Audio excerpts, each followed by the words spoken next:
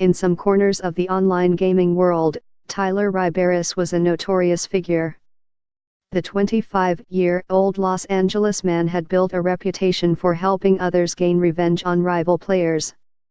He also had a history of making fake bomb threats and other hoaxes that sowed chaos and landed him in jail. "There are 10 backpacks that have bombs in them," he said in one call to a Los Angeles elementary school that was immediately evacuated, according to court records. "Do not take this lightly." Sometimes using his grandmother's phone and computer, Barris called in at least 24 fake bomb threats and other prank emergencies in recent years, targeting a television station in Glendale and venues as far away as Illinois and New Hampshire, police say. Barris is now accused of falsely telling police in Wichita, Kansas, that he had shot his father and was holding relatives hostage at a home in the city. When officers descended on the address, one of them shot and killed an innocent man leaving the house.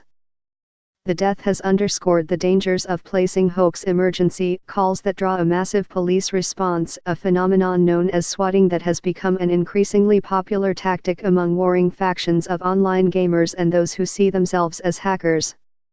Law enforcement and cybersecurity experts believe the incident in Kansas last week was the first swatting call to result in a death in the U.S., but some say it was inevitable that such a hoax would lead to a fatality. Police are trained to launch a rapid response to a bomb threat, active shooter, or hostage situation, which are all among the more popular hoaxes perpetrated in swatting incidents, said Kevin Colby, a former FBI agent specializing in cyber crimes who now serves as an assistant police chief in Arlington, Texas.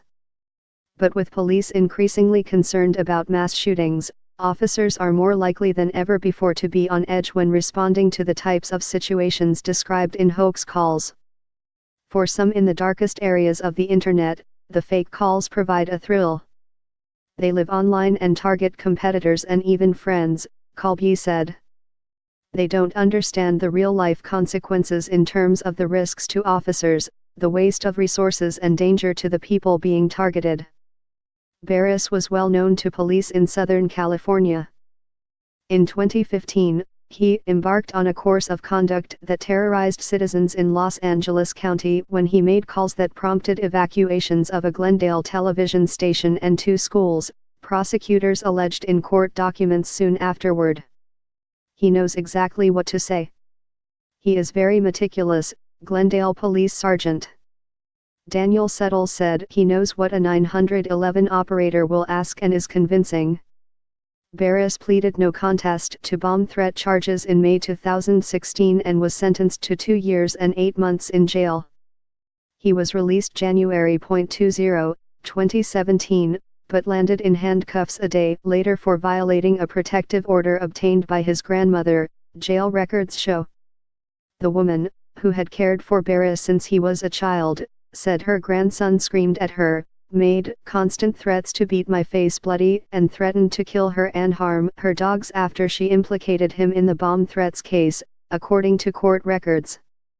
Within months of his release in August, he had already become the target of a Los Angeles Police Department investigation into similar hoax calls, according to Deputy Chief Horace Frank, who oversees the LAPD's Counterterrorism and Special Operations Bureau.